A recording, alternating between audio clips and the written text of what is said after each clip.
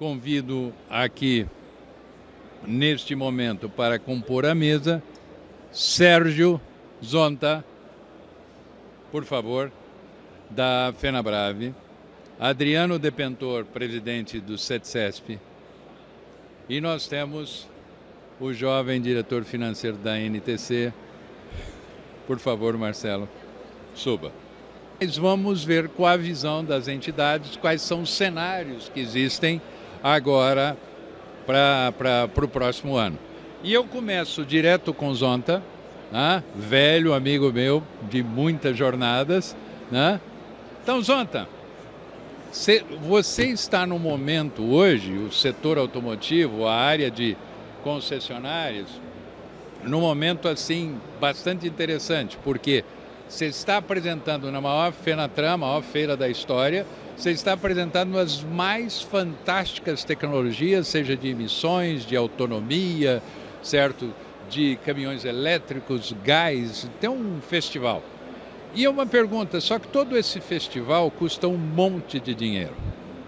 Então a primeira pergunta que eu faço, a entrada no ano que vem, certo? Do Euro 6, obrigatoriamente, o que vai acontecer com aquela frota já produzida de Euro 5? Primeiro, teremos um problema similar a quando entrou o Euro 5? Boa tarde a todos, né? Boa tarde, amigo Fred, boa tarde a todos os companheiros aqui do painel. Nós, como concessionários, nós temos uma visão mais ou menos detalhada do que vai acontecer. A produção do Euro 5, esse caminhão, ele tende, as montadoras só podem produzir até o final do ano, mas o estoque que nós, concessionários, teremos, elas vão avançar mais uns 2 a 3 meses. E juntamente, o Euro 6 fará parte do volume, um volume mais baixo nesse momento. E os preços? Nós temos uma visão, nós concessionários, que o aumento será entre 20% a 25%. É muito mais caro. No entanto, nós temos uma visão de que esse produto ele é muito mais econômico, ele polui menos, basta falar que ele produz 72% menos que o Euro 5.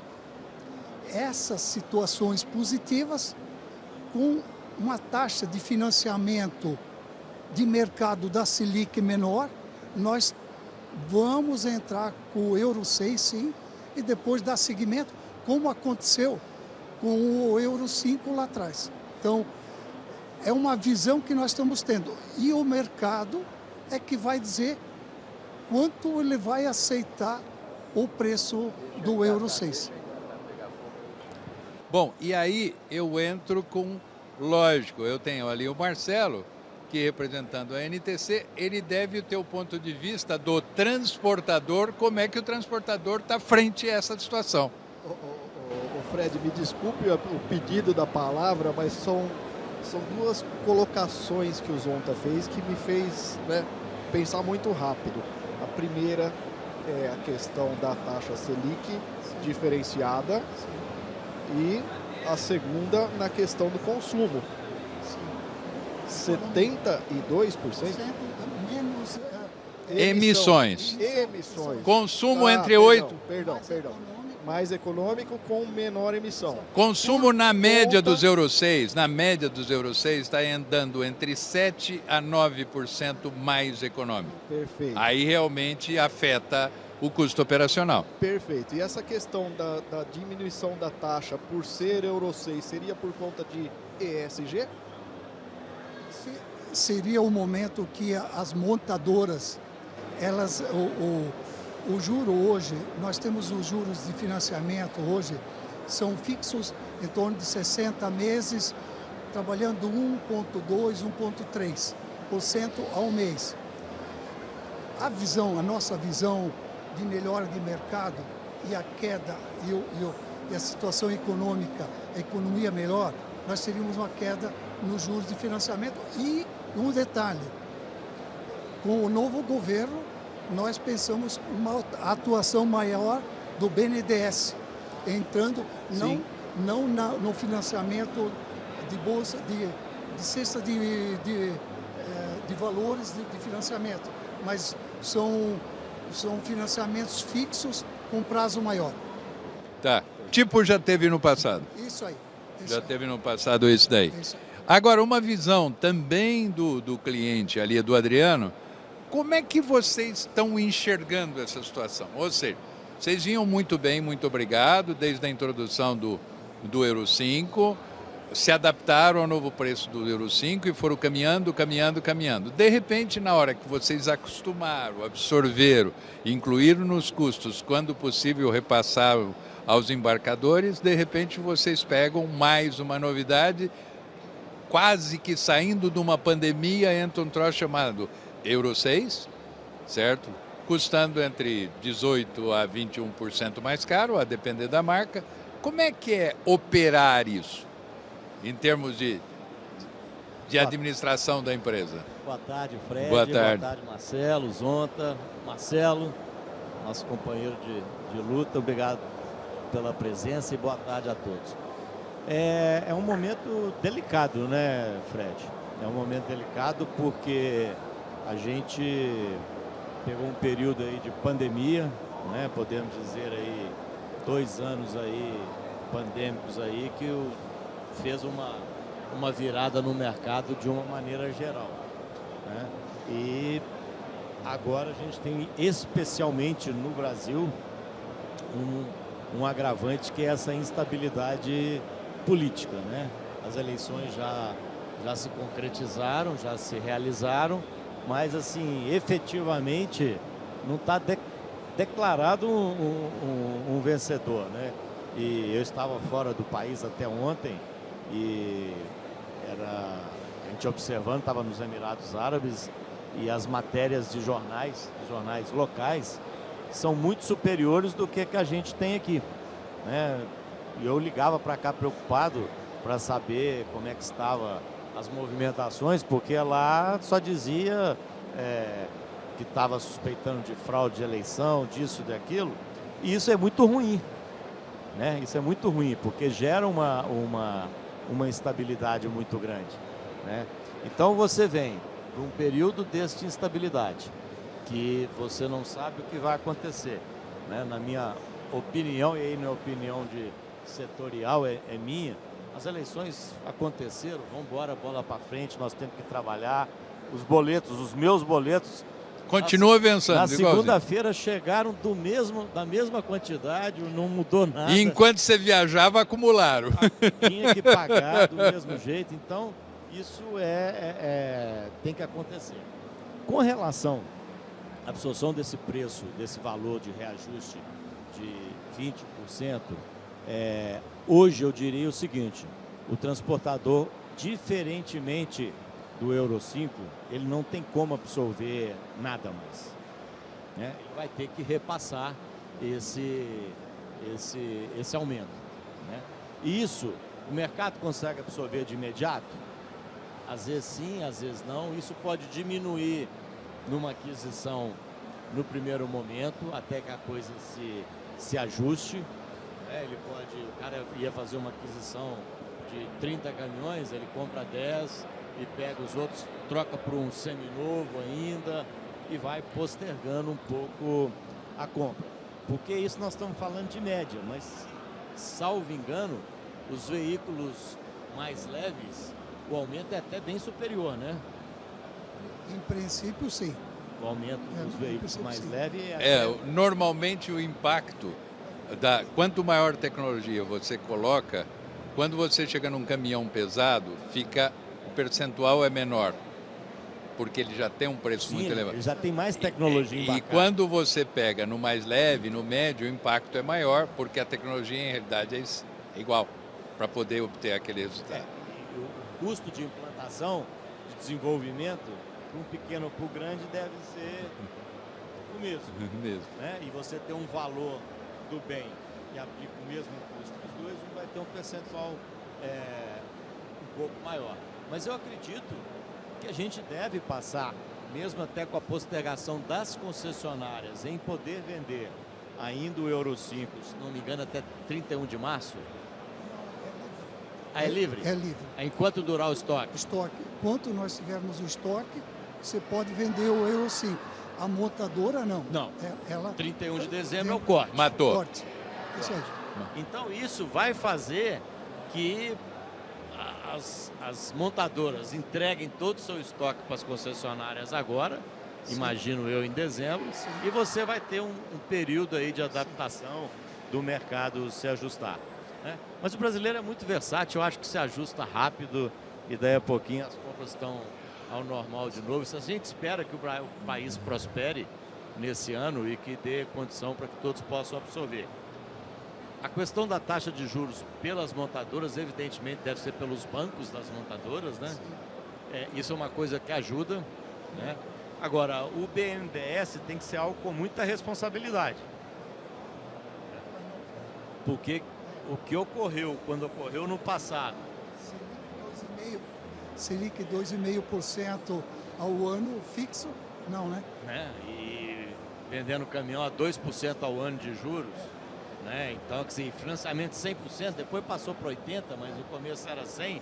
Ou seja, foi uma entrada de caminhão no veículo, no mercado aí, de gente que não operava caminhão, que não tinha costume com caminhão, e você via outros profissionais de outras áreas, né? A gente observou isso muito, dentista, dono de padaria, cabeleireiro, comprando caminhão e pondo para trabalhar, médico, pondo para trabalhar na safra, né? Porque o que se fatura, o que se pagava de prestação, mas ele não tinha conhecimento. O caminhão tinha que trocar pneu, e pneu custa uma baba de dinheiro. Que manutenção vai fazer um motor de caminhão hoje é 70, 80, 100 mil reais. Então, quer dizer, isso acabou puxando e derrubou o mercado nos outros anos. E derrubou bastante o mercado. Então, mas foi uma tentativa de democratização do acesso à área de transporte. Não deu muito certo. Não deu muito certo. Não deu muito certo para quem já estava no mercado, para quem já era do ramo, né? Então o transportador sofreu muito e sofreu com a concorrência desleal daquele que não sabia fazer conta, né? Aquele que não sabia fazer conta, que fazia conta de pagar a despesa e pagar o carnê e tirar um lucro, aquele lá que atrapalhou o mercado, né? Dos transportadores já estabelecidos. Sim, sim. Mas uma situação também, o ticket médio do caminhão, que subiu muito, esse hoje não é qualquer um que tem cadastro, condições de comprar caminhões, mesmo com juros mais subsidiado, melhor. Sim, tem razão. Não, sim, com toda certeza, né? Se você pegar lá em 2013, né, 10 anos atrás, ver o valor nominal do caminhão, né, e ver o valor nominal hoje. Se você colocar a correção, ele ainda subiu, né? Subiu mais do que a inflação. Se você colocar a correção. Então, realmente, hoje... Situação muito difícil, diferente, né? Agora, nós temos aqui a oportunidade de 3 entidades. FenaBrave, NTC, CETCESP. Vocês têm, a partir do dia 1º, um novo governo. Quais são os cenários que vocês estão trabalhando em termos de inflação, de crescimento de PIB, etc, etc, taxa de juros? Como é que vocês estão imaginando o ano que vem? Eu imagino que exista um... Som dele. Som. Eu imagino que existe um período aí de adaptação. Eu acho que a partir do momento em que a equipe econômica for divulgada, né, os planos, eu não acredito em nada radical, certo? Que vai haver uma mudança radical. O Brasil, o país precisa crescer, o país tem uma visibilidade exterior muito boa, né? O Brasil tem uma visibilidade exterior muito boa, é um país que o agronegócio é muito forte, ainda é a fazenda do mundo, por mais que os outros países aí se investam na África bastante, querendo transformar a África também num grande celeiro de alimentos, mas até que você aculture uma população, faça um desenvolvimento, demanda tempo. Então eu acredito que a gente deve passar um momento difícil, como está passando agora no governo atual. Inflação alta, né?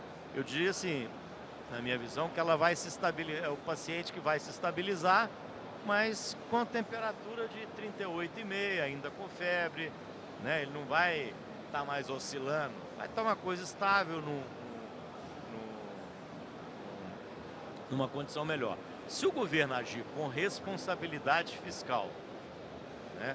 Desenvolvendo todos os trabalhos que estão sendo feitos, mantiver as privatizações que tenham que ser feitas, né? O investimento em infraestrutura que está programado. Se continuar, eu acredito que a gente passa por um período aí de turbulência, mas segue bem. NTC, o diretor financeiro da NTC, esse entende de números. Saia PIB, justa, hein? inflação, para onde é que estamos caminhando? Saia justa, hein? Tudo depende do próximo governo, do que vai ser definido aí de Ministério da Fazenda, Economia, né? Nós temos que ter muita atenção quais são os próximos rumos do que o próximo ministro vai dizer, né? Então não adianta fazer nenhuma previsão nesse momento, porque nós não sabemos se ele vai vir com algum benefício igual veio lá atrás, né? Porque foi o Lula quem deu esse benefício, né? O Lula quem deu esse benefício do BNDES. Então, muito provavelmente, o Lula vai querer trazer os caminhoneiros para o lado dele, igual o Bolsonaro tem hoje, né? Então, o Lula trazendo o Bolsonaro, ou os caminhoneiros para o lado dele, de que forma? Dando subsídio, né? Então, no setor de veículos, no setor de caminhões, se o Lula partir para o lado do subsídio, do assistencialismo, o transportador vai sofrer de novo, né? O empresário estabelecido vai sofrer de novo. Então é muito precoce ainda fazer qualquer previsão sobre isso se a gente não tem um rumo, não tem um norte. Olha, vai ser fulano de tal ministro. Aí a gente já tem mais ou menos uma ideia, né? Vai ser o Meirelles, né? Vai ser o Meirelles. Você já cravou isso, Fred?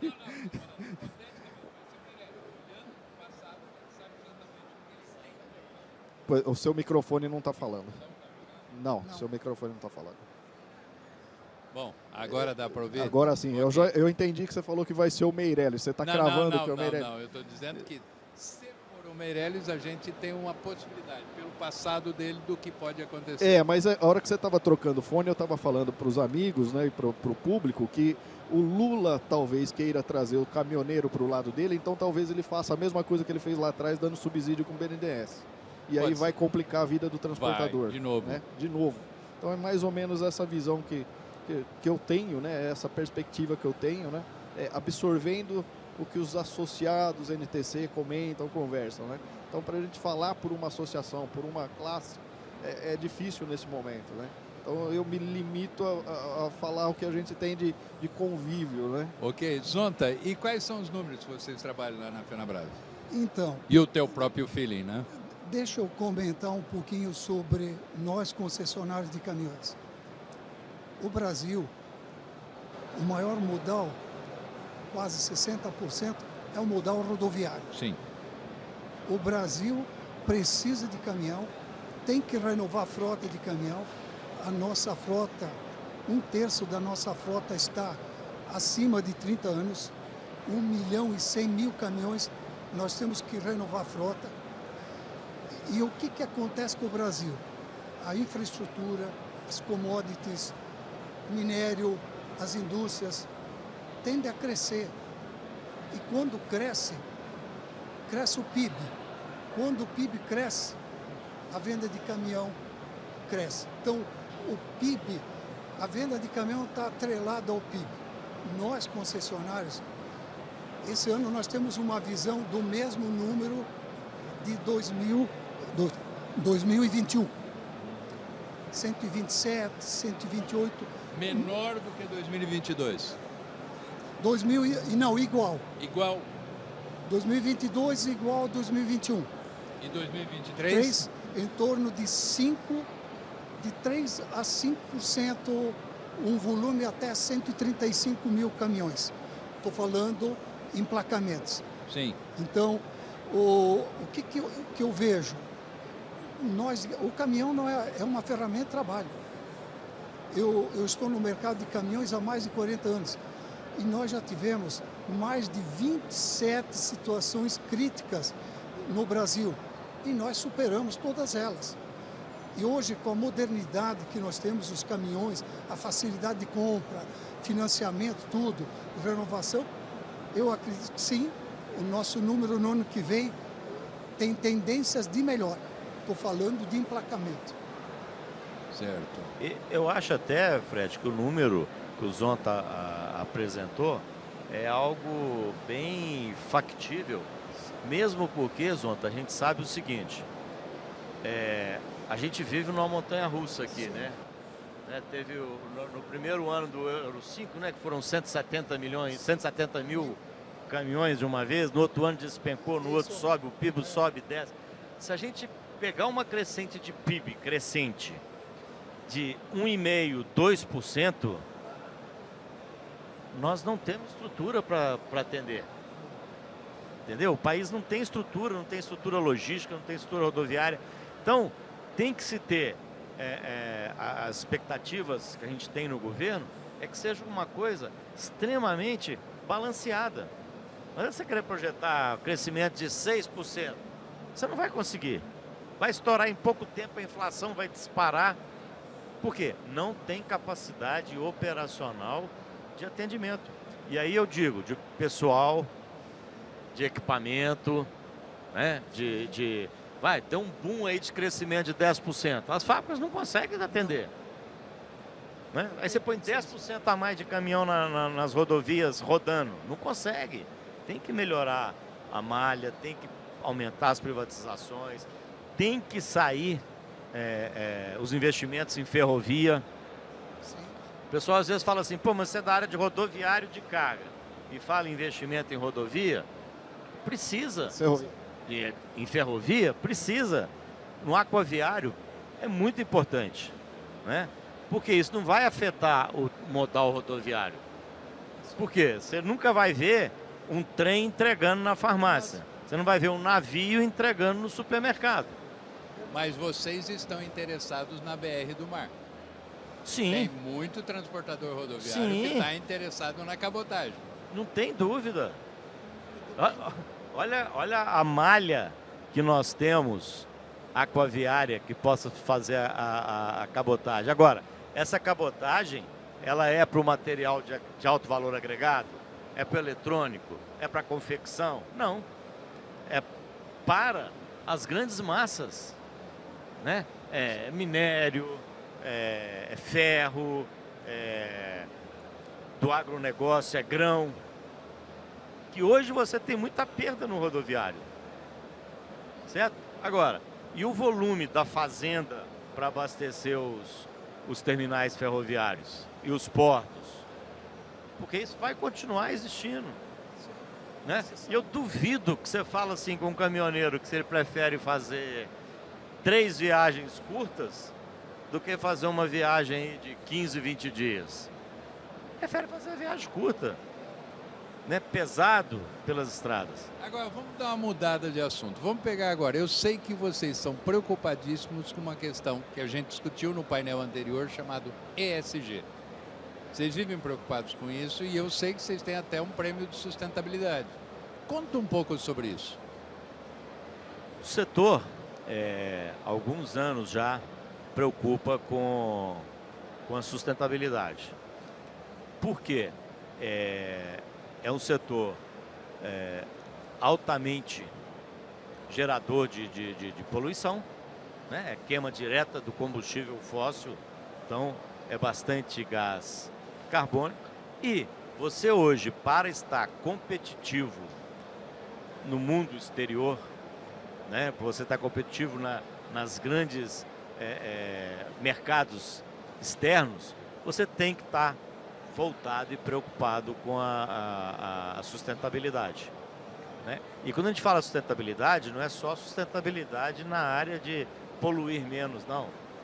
Na área social, né, que é importantíssimo você dar o suporte na área social da sustentabilidade.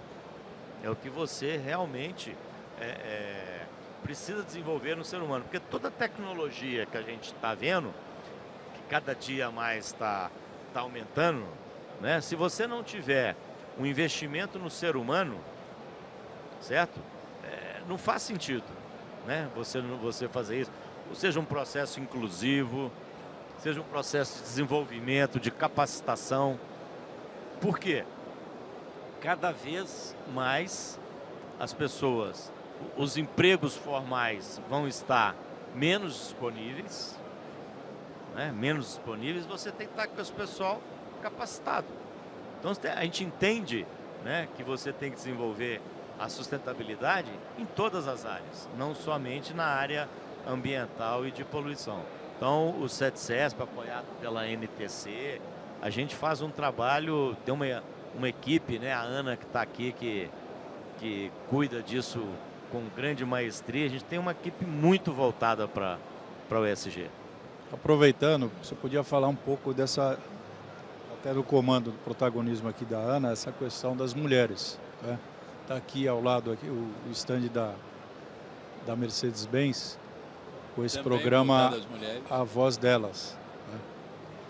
Esse é um programa que o CETCESP desenvolve, né? E a Ana é a primeira presidente de sindicato. A primeira não, é a segunda, né? Nós tivemos lá na década dos anos 90, 80, 90, a Tânia Drummond, que foi presidente do Sindicarga no Rio. Mas na era contemporânea, moderna, como podemos dizer, a Ana é a primeira.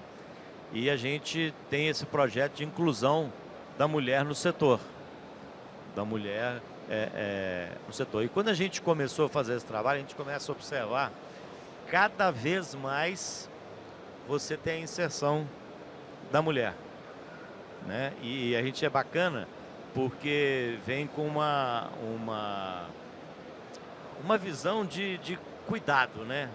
A mulher, por natureza, já tem uma visão de protetora.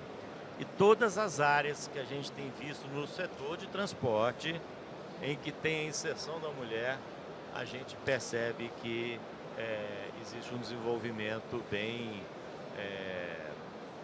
notável, bem notório, né? E hoje a gente vê na profissão extremamente masculinizada, que é motorista. Aí, vocês estão fortes nisso, né? Estão começando a fazer vários processos de inclusão. De inclusão. Aí você vê motorista mulher. Então você já começa a ter várias empresas com a inserção mesmo da mulher. Não é por modismo, não é por publicidade.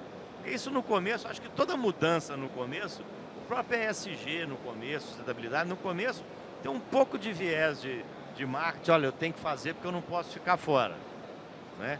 E hoje não, hoje você percebe notoriamente a inserção forte da mulher no setor de transporte de carga. Os painelistas antecessores a vocês aqui, a BBM, a Simpar, a JSL e a Solística são exemplos práticos, né?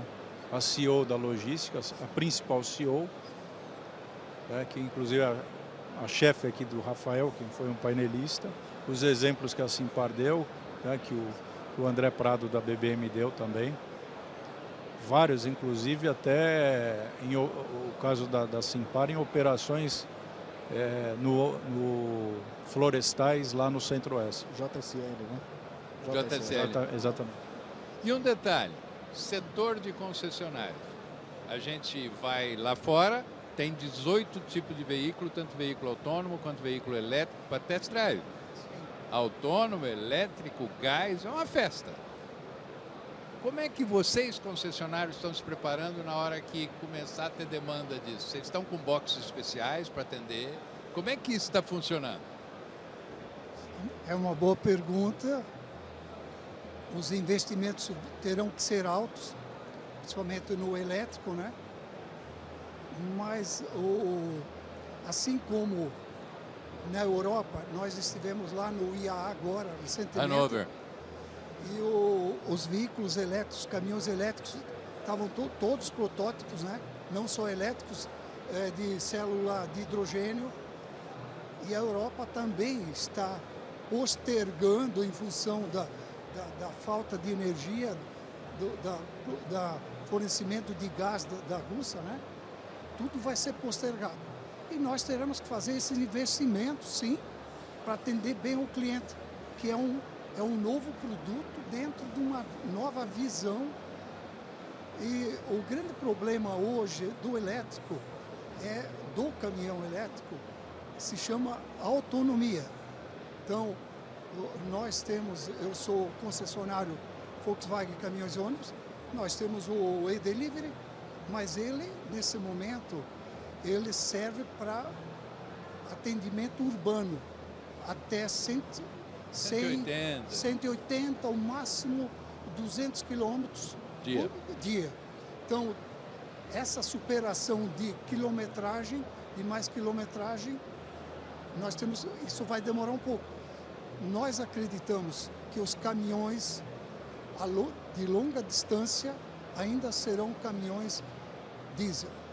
E no decorrer do tempo, eles vão entrando os elétricos com mais autonomia. Enquanto isso não tiver, o diesel será o caminhão do transporte rodoviário de grande distância. Agora, Zonta, você que está dentro da concessionária, você que tem o contato com o transportador, que conversa com eles, o transportador já está entrando dentro da revenda e falando, você tem alguma alternativa energética mais interessante, menos de menor emissão? Ou seja, alguém chega pressionado pelo embarcador falando, eu preciso de alguma coisa para atender meu embarcador, eu preciso de uma tecnologia nova, ou isso ainda não acontece? Boa pergunta. Nós temos clientes que vêm nos consultar, principalmente sobre o caminhão elétrico. No momento que nós falamos o preço do caminhão elétrico, é um caminhão, por exemplo, o nosso caminhão elétrico custa entre 800 a 1 milhão de reais, né? O e-Delivery custa 3 vezes mais que o mesmo caminhão normal, né? Então, existe a consulta, mas nesse momento... Ducha de água fria. Mas no decorrer dos anos, com a implantação de subsídios e alguma coisa, o mercado volta, sim, para os caminhões elétricos, os caminhões, inclusive da célula de hidrogênio, é o futuro. Agora, esse futuro não está tão próximo quanto o transportador está olhando isso aí. Marcelo, a gente fala muito da questão de, olha, tem muita poluição, a frota antiga emite que é uma barbaridade, muita coisa é abaixo de euro nada, de nenhum sistema de controle, etc, etc. Vocês sempre estiveram envolvidos junto com a Anfávia nos projetos de renovação de frota. Alguma novidade? Eu garanto que a época que o projeto começou, minha barba e meu cabelo eram completamente negros. Você vê que tem muito tempo e não aconteceu nada. Pois é, Fred. O pessoal da Anfávia estava aqui até pouco tempo atrás falando sobre isso, né? Da gente. Marcelo, até esse foi tema da abertura da Fenatran de 19. Pois é, na abertura de 2019 houve uma fala muito feliz do Urubatã. O Urubatã era o presidente em exercício, porque o José Hélio, o atual presidente da época, ele teve um problema de saúde e o Urubatã quem se incumbiu de fazer a abertura, e lá estava presente o João Dória, né? E o Urubatã puxou a fala, né, sobre a renovação de frota, e o João Dória ganhou o apreço pelo apelo, né? E colocou o governo do estado também na luta com a renovação de frota, hoje capitaneado pela Margarete lá no Ministério da Economia, né? Eu acho que a Margarete é da tua época, né?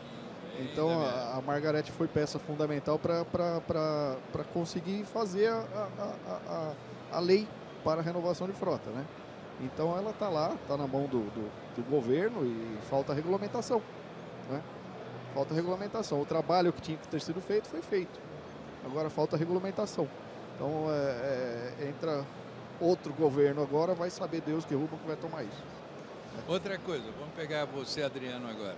Eu sei que vocês são muito preocupados com a questão de segurança. Através do CETCESP, o que vocês têm feito no sentido de vamos enfrentar esse demônio pela frente e tentar fazer uma redução cada vez mais forte no número de acidentes?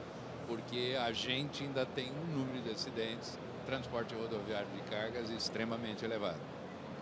O CETCESP apoia, não só ele orienta todos os seus associados no sentido de que desenvolvam nas empresas todos os mecanismos possíveis de diminuição, de mitigação de risco de acidentes, como apoia qualquer outra situação que venha trazer algum benefício nesse sentido. E a gente sabe que os acidentes, eles são, na sua grande maioria, por erro humano, né? E quando eu digo erro humano, eu digo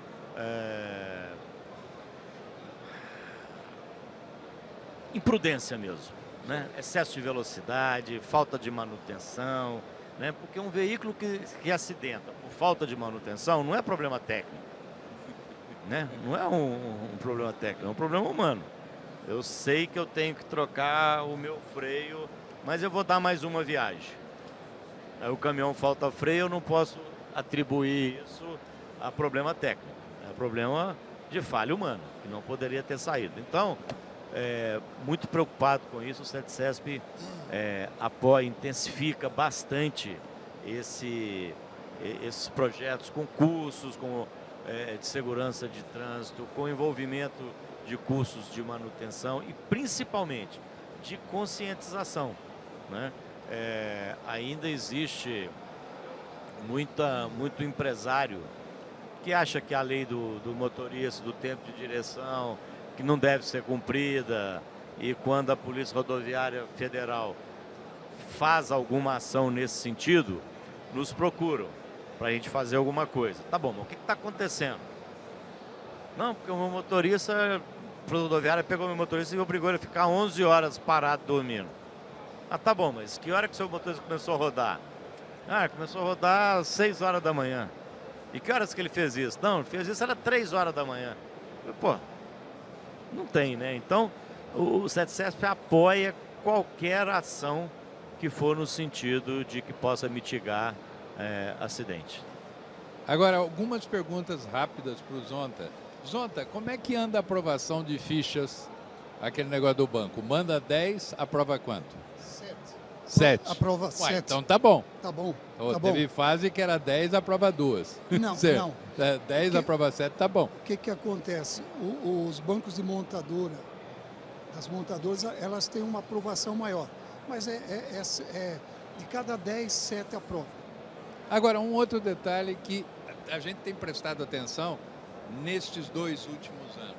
Houve uma explosão, não só da locação de caminhões, que a gente vai falar desse assunto daqui a pouco com a Vamos, mas também o surgimento das locadoras, das próprias montadoras, dos próprios produtores de caminhões. Sim. E de implementos rodoviários.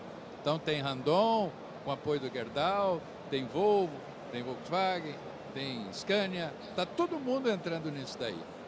A pergunta que eu faço, hoje, você que tem a concessionária, pela percepção que você tem de transportador, ele já começa a encarar a locação como algo viável, factível e pode ser interessante em contratos, por exemplo, ganhei um contrato 2 anos, talvez seja melhor locar.